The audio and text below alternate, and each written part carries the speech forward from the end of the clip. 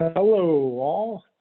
This is Dan O'Mara, VP of Sales with Rallyware, and welcome to How to Successfully Onboard New Distributors.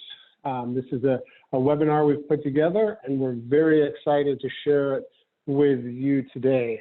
Rallyware, we've got over 4 million users on our platform, collected data over the last 7 years, and we put together a great presentation to share that intelligence that we've gleaned over all of that time and data to present today with best practices on how to successfully onboard new distributors. So quickly, we'll go over the agenda.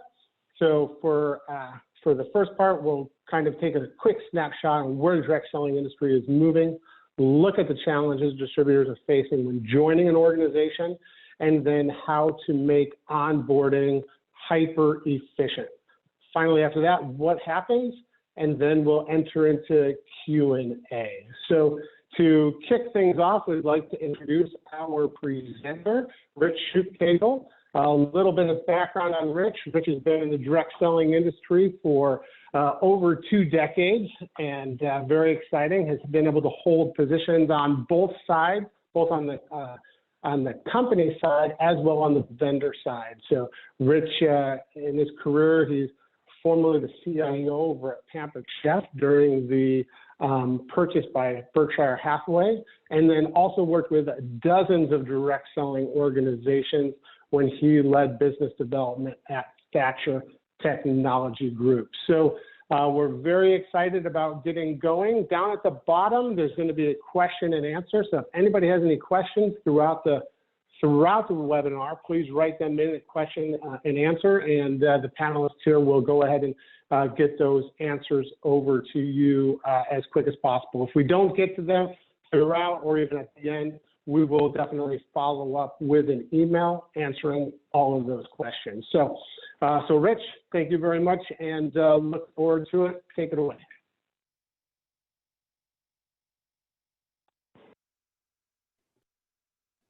Thank you, Dan. I had to unmute myself there. I appreciate that kind introduction.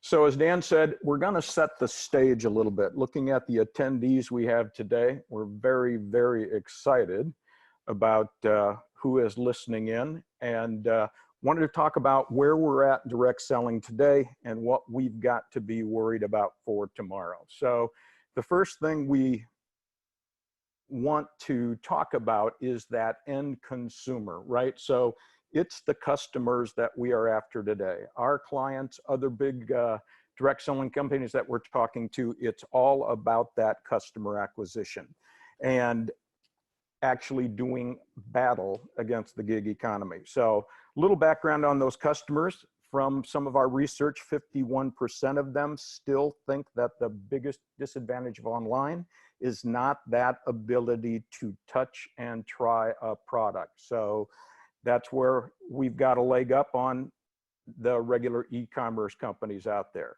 Also, talking a little bit about customers, it's that sense of personalization that really improves a brand's perception and gets them engaged with your company that way. So the more and more we focus, and direct selling companies focus on acquiring customers, we know that some will eventually become distributors for us. So that's really where we're at today, and why we've come together is once we have turned that customer into that distributor, how do we make them successful? How can we help them be successful in our businesses? So that's why we're here. As I mentioned on the previous slide, we are seeing successful direct selling companies focus first on that customer acquisition. And then as some of those customers evolve into distributors, how can we make them successful? So this is our opportunity to share with you, as Dan has said, some of the things that we have learned over dozens and dozens of customers around the globe over the last 7 years. So let's begin with taking a look at some of those things that affect your distributors negatively, right? So information overload. When distributors receive too much information at one time, they don't know how to deal with it. That retention of the information you want them to have is ensured through a hands-on, personalized approach and breaking those down into learning nuggets that are tailored exactly to their needs. Broken communication channels. So as we all know, communication channels need to make it easy to prioritize and to find information that's important first. If distributors don't know who can help them answer their questions, or it takes them too long to get relevant support, we know they're more likely to quit. One size fits all onboarding approach. So people join direct selling for all kinds of reasons. Some for extra income, some to become a part of a community, maybe to share products they love, and so on and so forth. But in addition, besides why they come, every one of those individuals has different educational and professional backgrounds.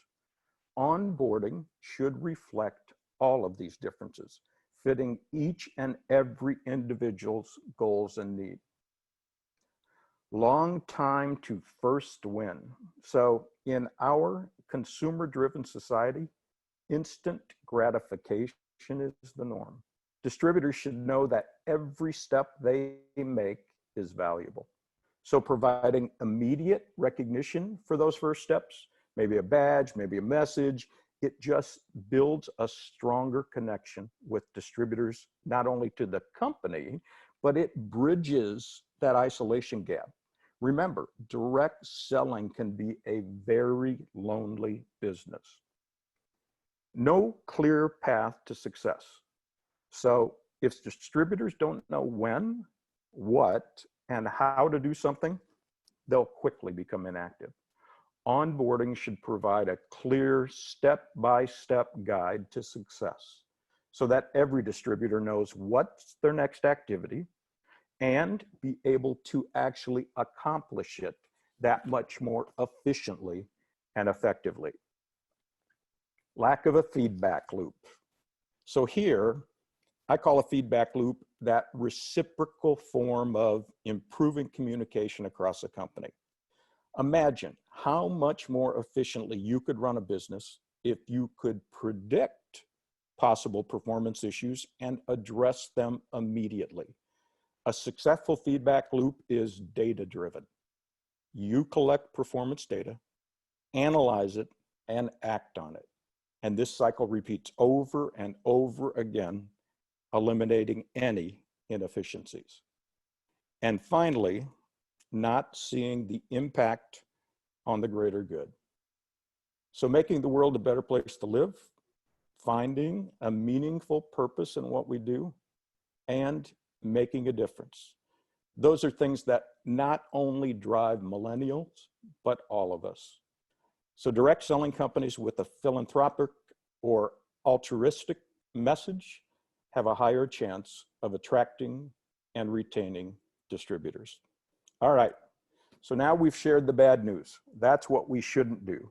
What should we do to make them successful? So here are the things we've put together to share with you today.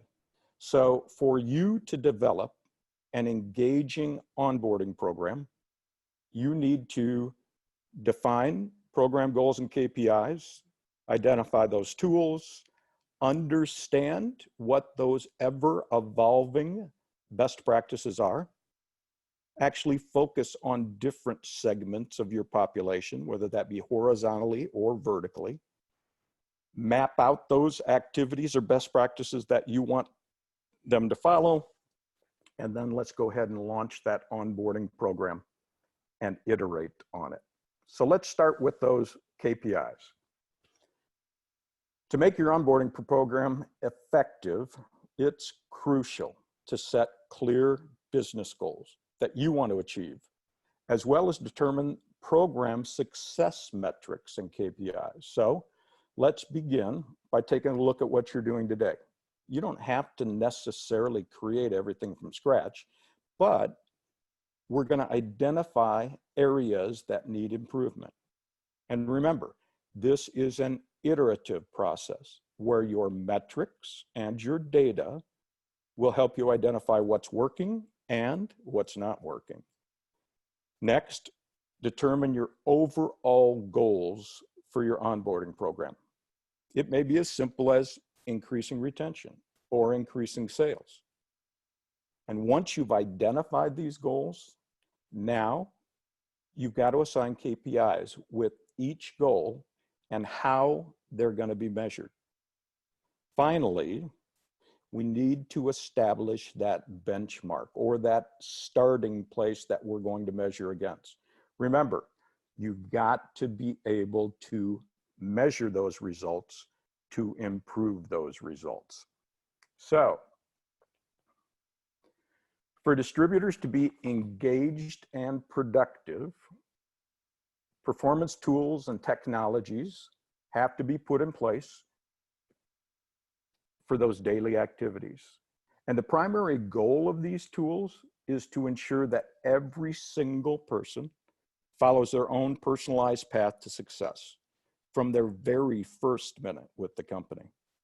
So, as Dan mentioned previously, Rallyware has had the opportunity over the past 7 years to conduct longitudinal research in close collaboration with dozens of organizations across the globe.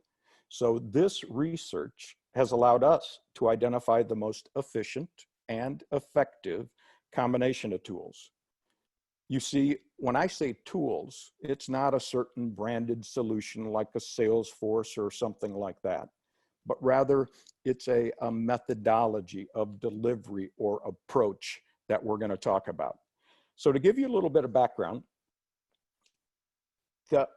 we split up different segments in a distributor population, and we applied different tools or methods of delivering that information to measure the improvement that each affected. So the performance strategy for the first test group was focused on learning alone. Users received learning nuggets on various technical and non-technical subjects related to their own goals and objectives. The result of going through those mini courses was an 8% increase on average in productivity within 3 months. So thinking about that 30, 60, 90-day approach that a lot of us do in those quick start or fast start programs. So learning was a good start because, as you may be aware, micro learning is an advantage against the short attention span, right? Since people are not overwhelmed with loads of information given all at one time, every delivered learning activity had a positive impact on their productivity. So that first test of delivering learning alone got us an 8% uptick.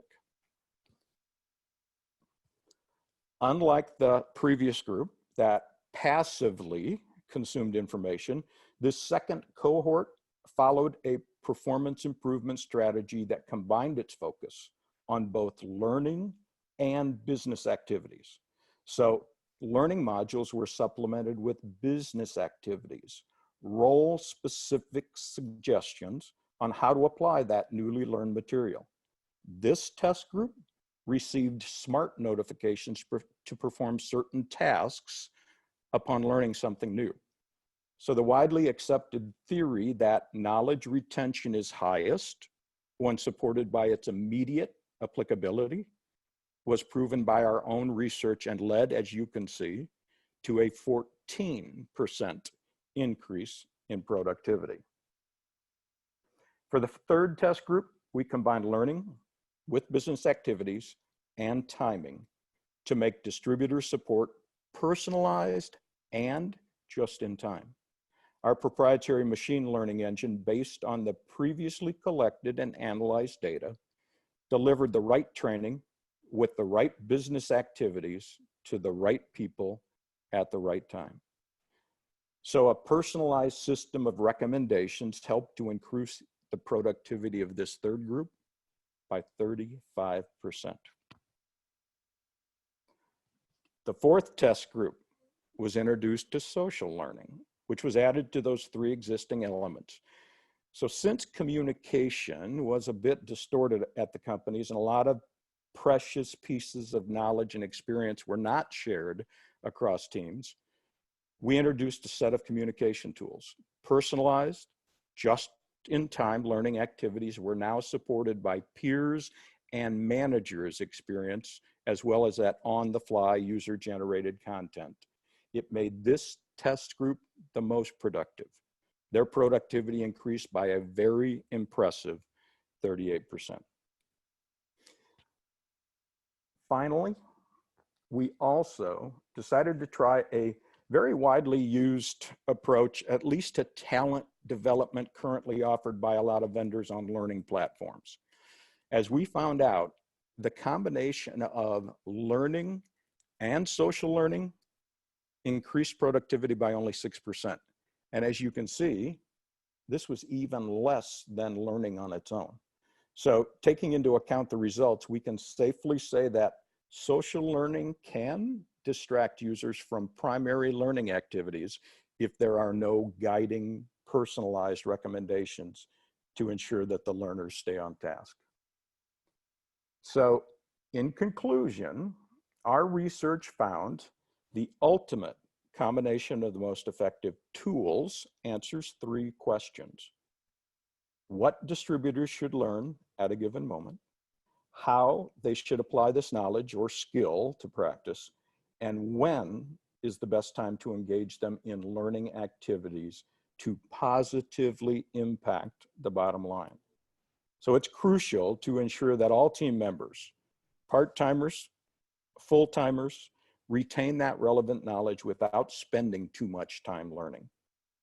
As a result, they became not only more productive, but also 3 times more engaged over the course of the performance improvement program. So that's the facts-based validation that we went off of to really put this learning into our onboarding program to make it effective. So how should you go about this in a very practical, hands-on approach?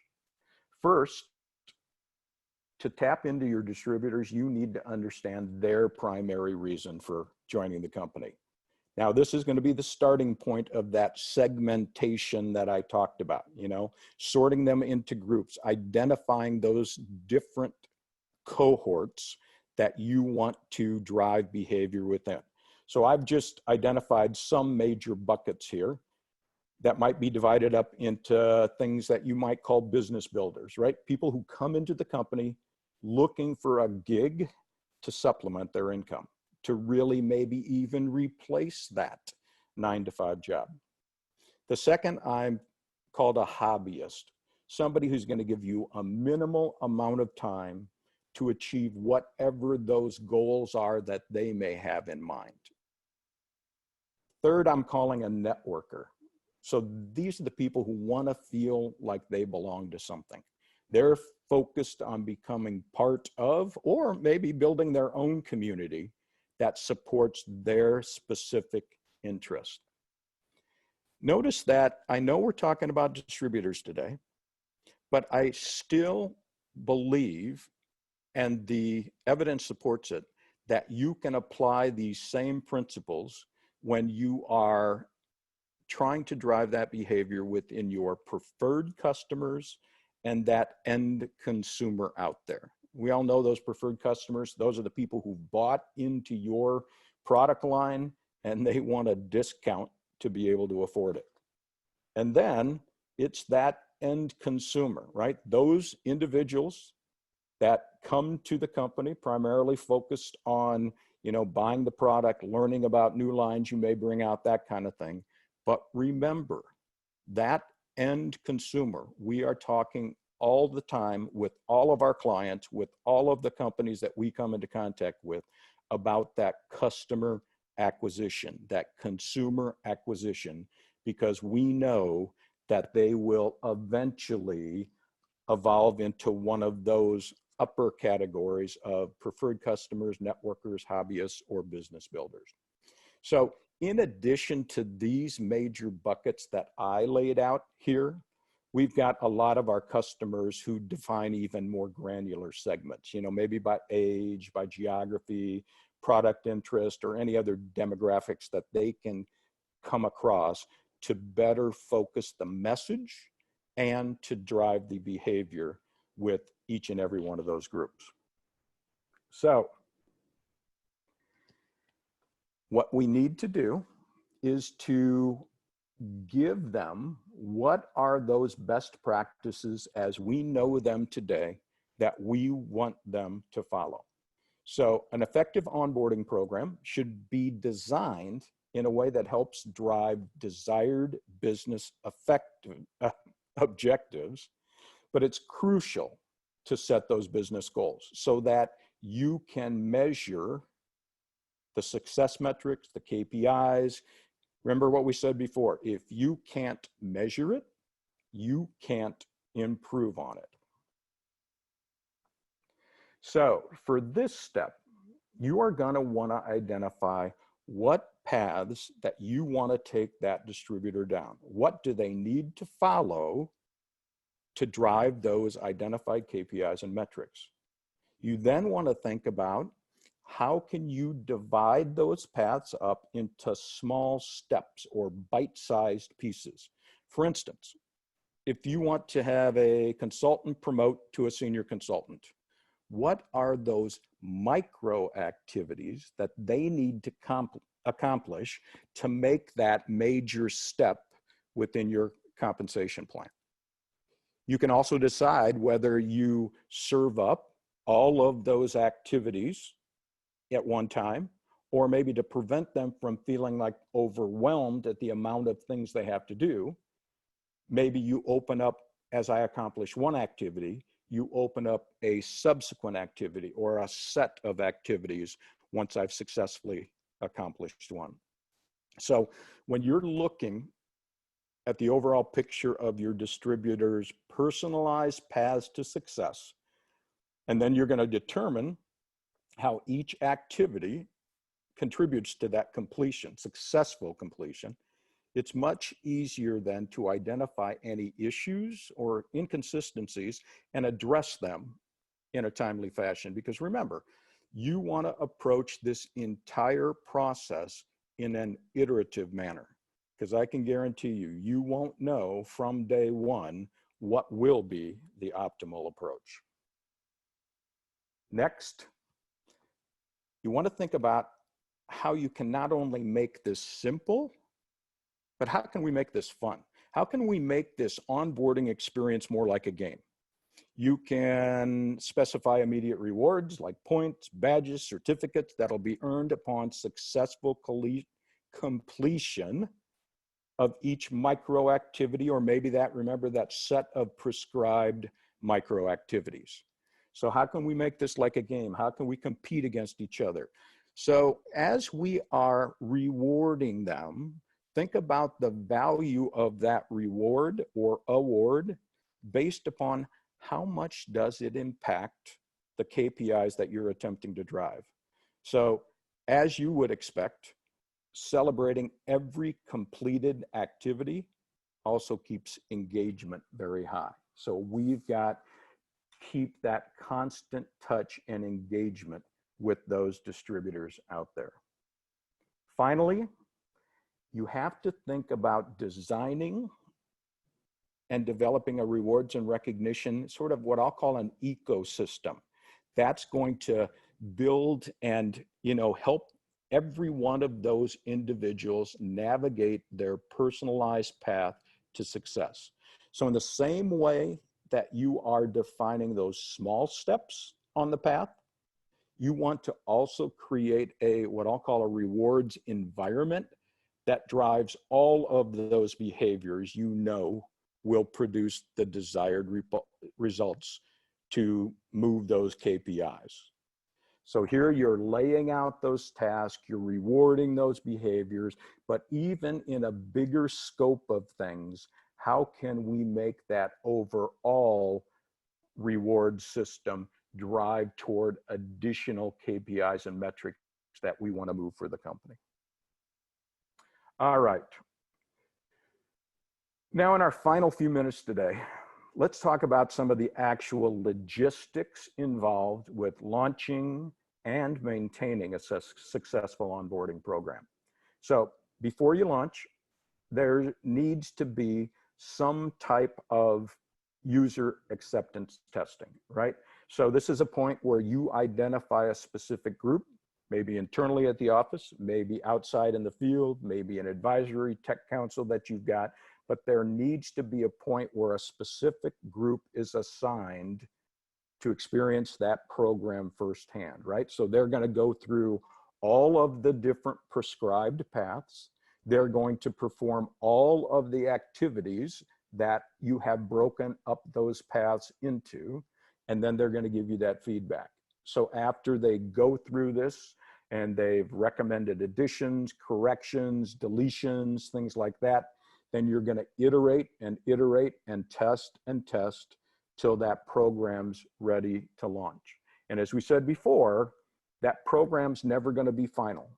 It's that minimum viable product to get out into the hands of your field so that then you can iterate upon from that first launch. And how do we iterate, right? So you are going to iterate based upon what kind of results you get. So just as important as pre-launch is that analysis that happens post-launch. This is where you're going to discover how effective your onboarding program actually is. We set out this best practices. We started with what you were doing today, but now you are going to look at what are the specific business results that we are finding based upon those KPIs and metrics we identified and measured against those benchmarks that we put in place additionally. So as we mentioned, and I've probably beaten a dead horse here numerous times today, remember, this is iterative. That includes continuous improvement, and that's as a result of you collecting and analyzing the data around those identified KPIs. This analysis after you launch should not only focus upon measuring those KPIs, business drivers that we are trying to affect, but also you need to be taking a look at your distributors' activity on the platform, right? How many people are actually using the platform? Who are the individuals taking part in those type of activities? What are their results compared to what their results have been? You want to understand things like how user-friendly is the platform? How often do your distributors reach specific goals or stop somewhere along that path? So we take a look at this path, promoting from consultant to senior consultant, sees everybody stops after the third task. We've got to figure out why that is and put the changes in place so that we can make them successful at promoting from consultant to senior consultant.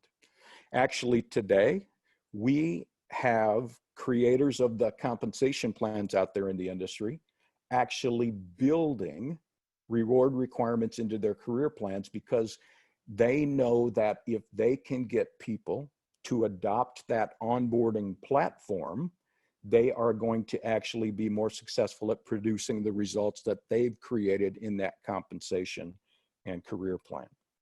So you've done it. You've successfully onboarded an entire new group of distributors. Now what? So as you would imagine, the worst thing that can happen to a new distributor after that official part of onboarding is complete is to turn them into what I'll call an orphan. Don't ever think that any distributor is skilled enough for a solo journey. They all need your support and clear steps on how they can continue to succeed. So I've onboarded. What's my next goal or objective you want to put in front of me? And think about it. The same concepts that we've just discussed for successful onboarding are just as relevant to all other areas of your distributor sales force. We want them to promote to director. Let's put the same kind of program in place where we examine the current process, we map out the paths, we put those micro steps in place, we reward all of the activities along that path, we iterate along that until we see that success. So here again, make sure you've got the tools in place that do things like facilitating your distributors, managing other distributors, streamlining communications between team and between corporate, delivering on-demand feedback, driving an emotional connection between uplines, downlines, peers, and of course, develop that relevant knowledge and skills that we need for continuous success in all of our companies. So keep the momentum going. Keep everybody excited with data-driven continuous engagement. Pull all of that data you got to use, right? That's what you're going to use to analyze, iterate, and turn it into actionable steps.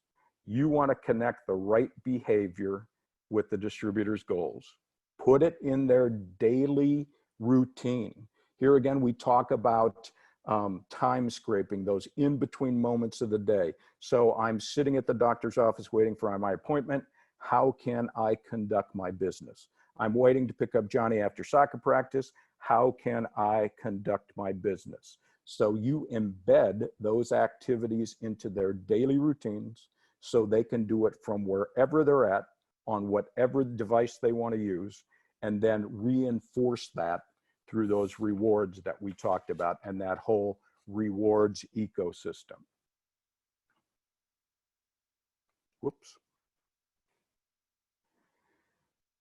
So keep your field in the loop, keep them engaged, make them knowledgeable, because you know what that's going to do.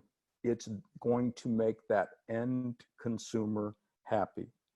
And that's another point I want people to walk away with today, that we are focused on that end customer and that end customer acquisition so that you can give them the right access to the right material and updates on the go. So no matter where they are or what device they use, they're going to be able to deliver a branded message in the way that you want to those end consumers. Because we know that those end consumers will continue to evolve into preferred customers, into business builders, into hobbyists, whatever those segments of your Salesforce population are that you've identified. And finally, remember, onboarding is just the beginning. You want to ensure that your distributors' first steps to building their business are successful, but don't stop there. Their engagement, dedication, involvement, their passion to share your products, that intrinsic motivation to keep going depends on your level of care. So navigate each of your distributors down their desired personal path to success by automating and prescribing the right business activity to the right person at exactly the right moment in time. All right. Well, thank you very much, everyone, for your attention. And we are now at the end of the formal presentation. And Dan, if you can open your mic back up, and we can maybe facilitate if we've got any actual verbal questions out there, or maybe you've had information entered into the Q&A sections that you want to address. So I'll ask for a little help here, sir, if you'll come back on. Yeah, excellent. Thank you so much, Rich. All right, so it looks like we have some questions here down at the in the Q&A section. So if you do have any additional questions, please feel free to write to them. But we'll go over a couple of them now. So one is this research done with direct selling test groups or all types of companies? So that research was done over companies. Of course, there were some direct selling companies in there, but really what we were looking at were organizations with distributed voluntary workforces. So the majority of it was direct selling, but it was, again, voluntary workforce that was primarily distributed. So plus at the same time, if anybody, well, we'll send this out to everybody, but we do have the white paper that dives into that and answers a lot of those questions that we'll send following this, this webinar. So another question that we have in here, and it was a really good one, is to clarify for each type of distributor, whether it's a business builder, hobbyist, etc., they would each need an initial map of activities to drive their specific behaviors. This is correct. So it's a really good question, actually, because there's because really what you want to do is provide to your consultants these what we would call a just-in-time activity and then a just-in-case activity. A just-in-time activity might be, for example, if somebody's brand new, maybe they've enrolled in the last 36 hours and they've been super excited and enrolled their aunt and their sister, and all of a sudden they got 2 people on their team, and now those people are asking them questions. So what we need to be able to do is just in time send them information on how to motivate and excite those 2 people, or send them a message saying, hey, look, you have 2 new people on your team, and we want you to stay engaged, but really look to your upline leader, Sue, here to answer any questions that they may have. And that'd be like a case of, just in case. Then we have, of course, just in time, just in time. And very related to that person's current situation. Just in case would be the ability for somebody to go out and search for something. So maybe they're looking for a specific product information. So, somebody asked them, what materials in this product or whatever along those lines. They go search, get that information, and be able to build that trust with the organization because they have easy access to that information.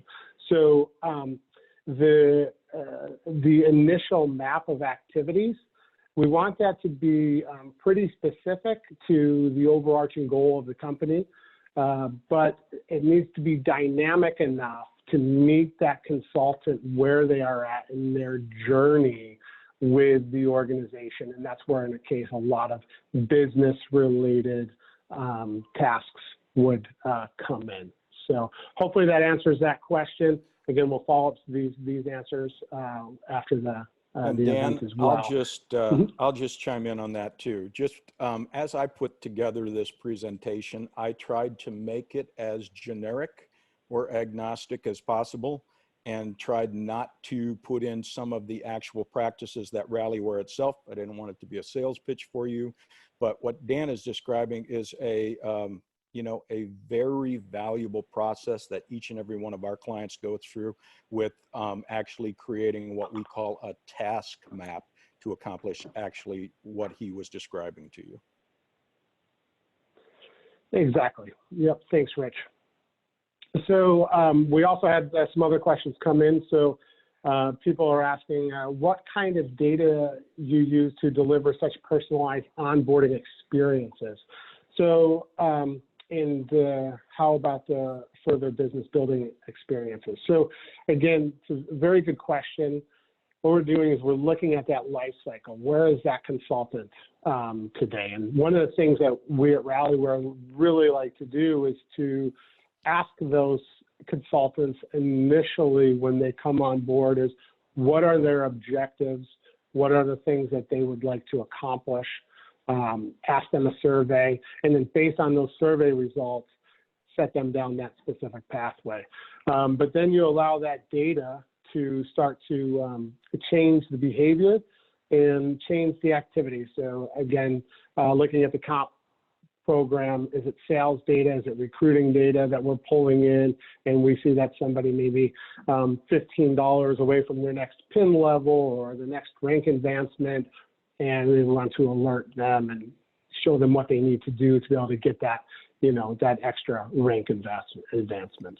Rich, I don't know if you have anything you want to add to that. Yeah, no, that's a perfect explanation. And I just want to clarify that one of the other points is you want to be able to have the ability to pull data from any data source out there that might help you trigger that, right? So for us to function as Rallyware in the direct sales industry, we've got to have one of those back office providers, whether it's an Exigo, a Thatcher, a Direct Scale, that kind of thing. And maybe they're using Salesforce for CRM, or maybe they're using something else for their e-commerce platform. So the more timely information we can have in the life of that distributor, the more effective that personalization is of their own path that way. So I just wanted to make sure that people knew that those pieces of data that trigger those business activities don't necessarily come from Rallyware itself. It comes from all through the ecosystem of a distributor's technology, wherever their touch points are. Great. Excellent. Thanks, Rich. And it looks like we have two more questions. The first question is, the last two, I guess, here is how can consultants engage with the platform?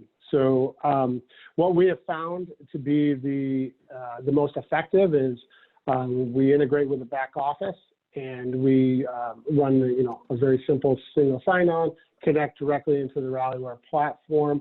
But Rallyware also supports native Android and iOS applications, as well as integration into back office. The last question that I see here is a lot of conversation around AI and predictive. What is Rallyware's viewpoint on that? So it's a very good question, and one that we're faced with a lot. And really, it's really pretty interesting, because if you think about the data that has been collected over the years of the direct selling industry, it's primarily around purchases, recruiting, retention, as it would relate to advancements in rank.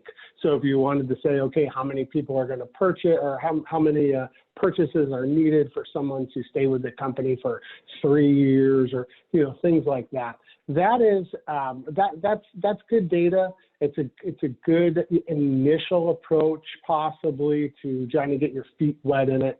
But the good thing that we're really starting to see now in the industry, and of course Rallyware's a great tool for it, is understanding the micro activities, the day-to-day activities that lead consultants to those larger milestones.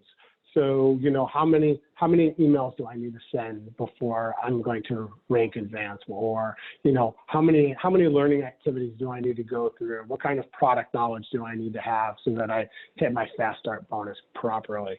So, as that data is collected over time, I really see the strong use of machine learning and AI coming into that. So, Rich, I don't know if you have anything that you want to add to that. Nope, that's exactly right. That it's it's one of those times where those predictive analytics are going to be very, very beneficial for people and their success and their personalization of whatever they do. And think about that too from, again, I'm just going to continue to push out to that preferred customer and end consumer out there too, even though today's conversation is focused on the distributor. Yeah. All right. Well, that's it for the questions and answers. Any addition, as Dan mentioned earlier, I will personally be sending out that white paper for your review. You will also be given a copy of this recording of today's webinar. And then finally, if you've got any additional questions, you can either reach out to rich@rallyware.com. You don't have to remember how to spell that last name, or dan@rallyware.com, and we will be more than happy to follow up with you. All right, Rich. Thank you so much for this presentation. Really appreciate it. Okay. Take care, everybody. Have a great afternoon.